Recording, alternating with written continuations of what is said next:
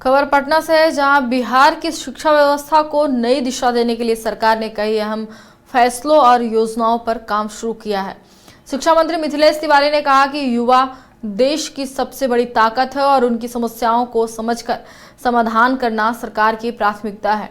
इसी उद्देश्य से अब शिक्षा विभाग के मंत्री और वरिष्ठ अधिकारी स्कूलों और कॉलेजों का दौरा करेंगे और छात्रों से सीधे संवाद कर उनकी जरूरतों, चुनौतियों और उम्मीदों को समझेंगे।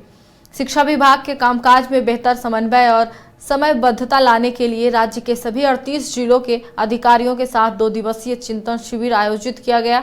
वहीं विभाग को बेहतर मार्गदर्शन देने के लिए राज्य स्तर पर एक उच्च स्तरीय परामर्शदात्री समिति बनाने की तैयारी है। सरकार बिहार की शिक्षा व्यवस्था को वैश्विक स्तर पर प्रतिस्पर्धी बनाने के लिए डिजिटल तकनीक और आर्टिफिशियल इंटेलिजेंस का इस्तेमाल करेगी। शिक्षकों को क्षमता निर्माण और छात्र कल्याण से जुड़े कार्यक्रमों पर जोर दिया जाएगा। इसके साथ ही परीक्षा प्रणाली में पारदर्शिता लाने के लिए विशेष समिति का गठन भी किया जाएगा।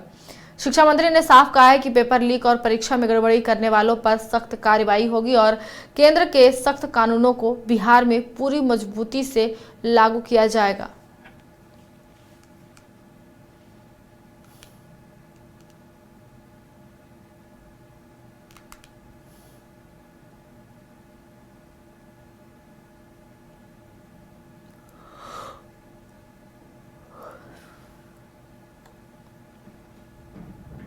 सर, आज मुख्यमंत्री ने जेटी को लेकर बात कही कि स्कूलों में अधिकारी जाएंगे, उनसे सवाल होगा, अपलोड किया जाएगा। ये कैसे देखिए, अरे भाई रुको, देखिए हमेशा से स्वामी विवेकानंद जी ने जिस प्रकार से भारत का मान पूरी दुनिया में बढ़ाया था, तब से युवा हमारे आदर्श है और युवा ही हमारी शक्ति है। इसीलिए इस शक्ति को सभी ने पहचाना है और हमारी सरकार की प्राथमिकता रही है कि हम छात्र और नौजवानों के इशू को सबसे आगे रखते हैं। माननीय मुख्यमंत्री जी ने आज इसकी घोषणा की है कि हमारे सीनियर ऑफिसर और हमारे मिनिस्टर स्कूल कॉलेजों में छात्रों से भी संवाद करेंगे कि बदलती हुई परिस्थिति में उनके क्या डिमांड्स हैं और वो क्या चाहते हैं, क्योंकि समय बदल रहा है, समय के साथ साथ चीजें बदलती रहती हैं। तो उसको लेके एक माननीय मुख्यमंत्री जी ने बहुत अच्छी घोषणा की है और इसको हम लोग आगे बढ़ाएंगे। और साथ ही साथ यह जो 2 दिवसीय चिंतन शिविर है, हम लोगों ने इस शिविर को इसलिए बुलाया है कि जिस प्रकार से हम लोग शिक्षा विभाग को आगे बढ़ाना चाहते हैं, इसमें चूंकि हमारे 38 जिले हैं और भिन्न भिन्न प्रकार के पदाधिकारी हैं, लेकिन जब तक सबकी सोच एक नहीं होगी और सबके द्वारा किए गए काम के लिए हम अगर समयबद्ध अपने कार्यक्रम नहीं बनाएंगे तो हम आगे नहीं बढ़ सकते।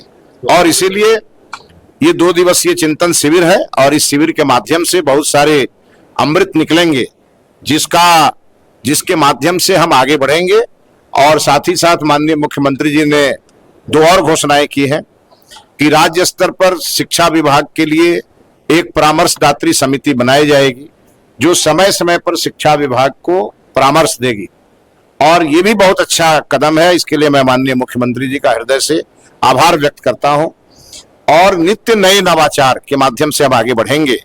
हम वैश्विक युग को पहचान रहे हैं और वैश्विक मंच पे बिहार को हमें फर्स्ट कराना है, बिहार को आगे ले जाना है।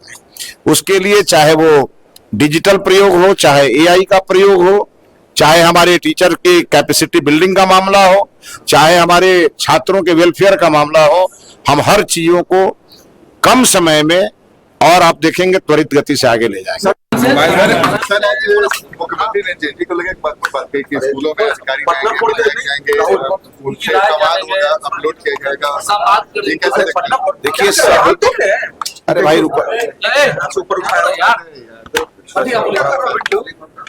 देखिए हमेशा से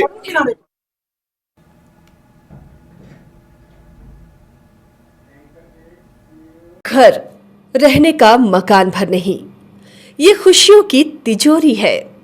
दरवाजे पर दस्तक देता पड़ोस, खिड़कियों से उमड़ आता आसमां, तारों में उलझी ऐसी ना जाने कितनी दास्तां कहती हैं चले डायमंड सिटी।